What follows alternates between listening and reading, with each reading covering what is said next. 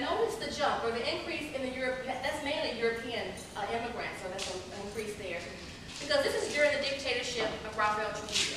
And he invited Europeans to come and live in the Dominican Republic. All right, so that's why we see that increase right there. He also orchestrated a massacre of Haitians on the border during these years, in the 30s. It was 1939, I believe. And so you see a decrease right here. I saw some interest, well, I think disturbing. I saw some images in some of these pictures where Rafael Trujillo was influenced by Adolf Hitler.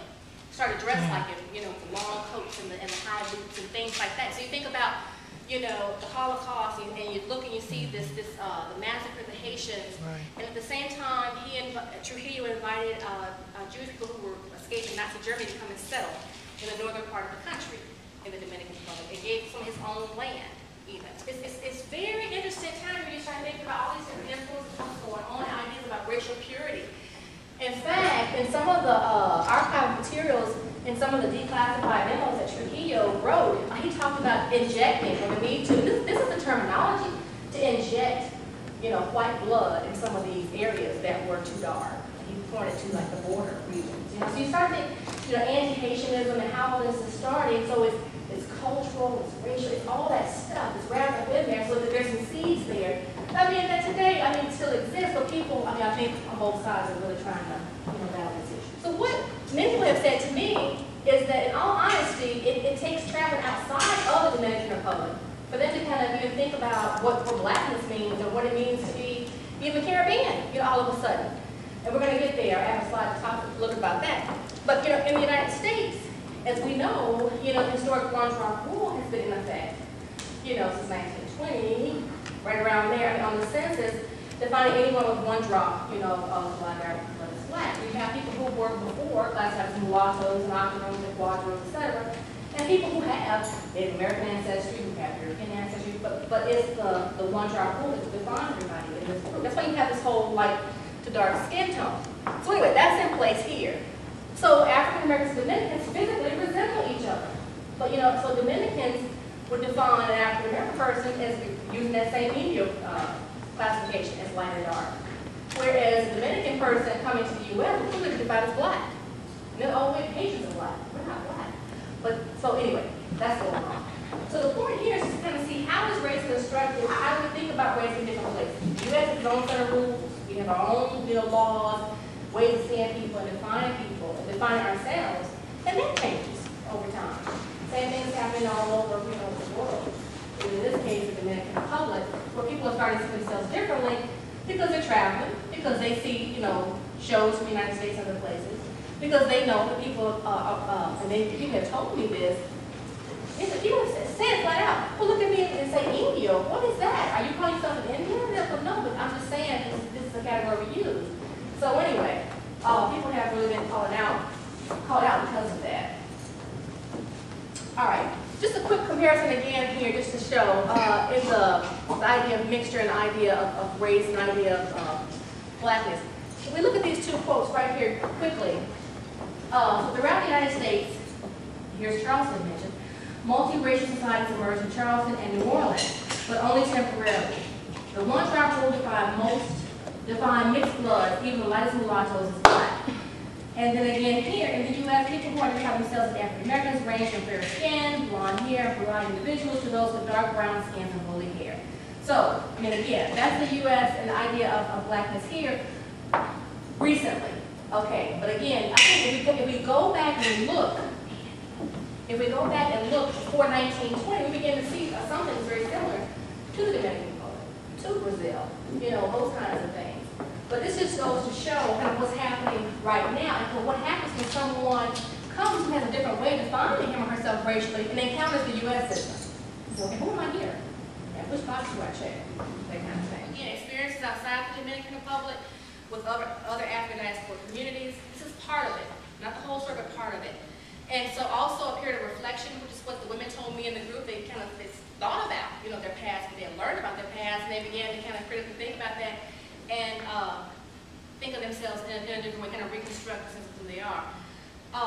The late, a friend of mine, late poet Blas Jimenez, Chiqui Vicioso, and the Dominican anthropologist Carlos Andújar and others, Ruben Cillier, who is Dominican ambassador to Haiti, again, all worked, are working on this issue here. They have different exhibits. The president of the Dominican Republic, who defines himself largely as mulatto, lived in New York, grew up in New York, and said that mulattoes in the U.S. are black. I mean, again, this is how people are talking about this now, kind of the here and there. 1 foot there, 1 foot here, kind of a thing. As you all can see here, alliances with other groups throughout the Caribbean and the United States. So I have gracias. Thank you, guys. Thank you all very much.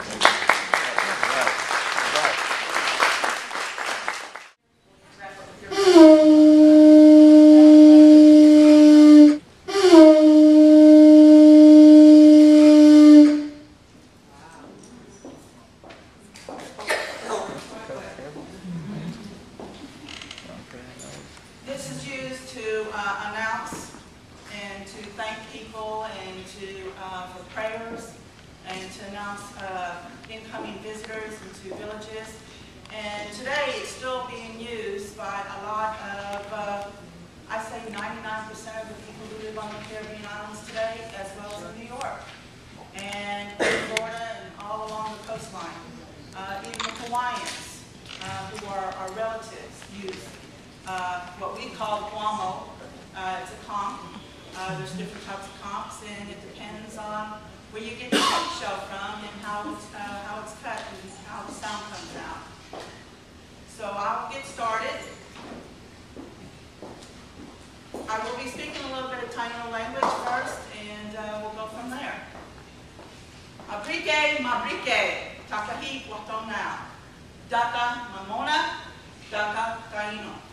What I had just said is welcome, welcome to all my relatives, greetings. My name is, I am Mamona, which is my given name by my people, and I am Taino. What I would like to start off with is the resurgency today. There has been much interest in the history and legend of my people. As a gentle wind carries the faint notes of a flute, or as the crashing waves of the island blends into the last blast of a conch by an ancient cacique. The legend and history of our past have attracted artists and academics alike. However, I stand here today not as some princess of legend, born of a poet's pen, nor as much studied and mishandled relic from the Smithsonian Dorama, but rather as a living, breathing Taina Rorikwa, a modern Taina woman, a daughter of the first people. For many years, government officials, armchair historians, and other supporters of the colonial narrative maintain that we are extinct people. This is not the case. It came to some years ago that the spirit of our people began to move among the old families and bloodlines that once formed the leadership of our nation and called upon their descendants to lead our people out of the darkness. This, known among us as the Taino resurgence. I am to be proud, active member of this resurgence. As a representative United Confederation of the Taino people, the Confederation is internationally respected with membership throughout the Caribbean and diaspora, and I'm glad to be part of that. At some point, some of you may be asking yourself, who are the Taino people? The Taino people are the indigenous people of the Caribbean region. What I mean by indigenous people is about the same as saying American Indian, First Nation people, Native American, Amerindians, etc. Today, many of us use this term indigenous people to claim because we all belong to Turtle Island. And if you know anything about the United States or North America, indigenous people call this Turtle Island, which encompasses all of North America. The Taino people are the first people that Christopher Columbus encountered when he came across the Atlantic from Europe in 1492. The first indigenous people in the Western Hemisphere to be called Indians are Taino people. Christopher Columbus did not come to the United States. He never set foot here. He came to the Caribbean islands, and only to the Caribbean islands before he traveled on to South America and Mexico and those areas. first met Tainos in the Bahamas. This is the site of his original landfall and the side of this world. From the Bahamas, he went on to the other islands where Taino people lived, such as Cuba, Dominican Republic, Haiti, Puerto Rico, Jamaica. Columbus did not set foot in the United States. No, not here. Columbus did not even discover America. Hello. All right. I mean, and here we are celebrating Christopher Columbus Day, and he never set foot here. The atrocities that Christopher Columbus put on the indigenous people from Africa, Mexico, all the Caribbean islands is not even a good majority is not documented in the right way. It is history. It has a lot of falsehoods to it. You get more history by talking to your relatives, to your grandparents, to your what we call our ancestors. They have the truth. History is written by victors, victorious people. They're not written by people who, if you understand what I'm trying to say.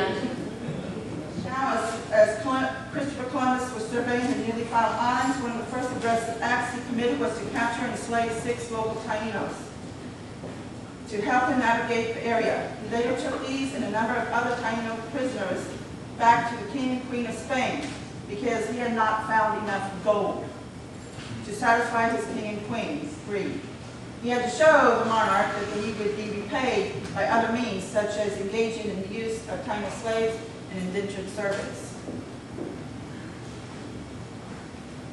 And as you can see, the area where Christopher Columbus pretty much, he decimated all of the Caribbean islands, South America, Mexico. Spanish conquistadors were not a gentle lot of people. Hideous, heinous acts of brutality that is still unimaginable to this day, what was committed to all indigenous people all over the world. Thousands of Taino people shared the faith of many Africans who were later enslaved and brought to the so-called New World to enrich newly developed European countries such as Spain. This led to the Tainos and Africans revolting against the Spaniards together. Many Africans who escaped their bondage was welcomed into the remaining free Taino communities. In and out of bondage, the Tainos and the Africans shared their culture. Good example of the culture exchange are found within Caribbean art, music, and food. Some of the worst atrocities against Tainos were committed in the Dominican Republic. Many thousands of Tainos perished after they were forced by the Spaniards to work in gold mines. Africans also suffered the same fate. There was never much gold in the Caribbean, however, and soon the Spaniards were moving to Central America, Mexico, and South America to seek their riches. Like other cultures, the culture of the Taino people involved with a close relationship to the natural world. Over many thousands of years, different indigenous communities settled the Caribbean, and merging of these people were given birth to the Taino culture that Columbus encountered. The Taino mean good and noble people, and the people were born from an environment that had 2 seasons, sun and rain. The tropical weather gave a year-round growing season, and the ocean gave abundant resources to people who were farmers, fishermen, hunters, and traders.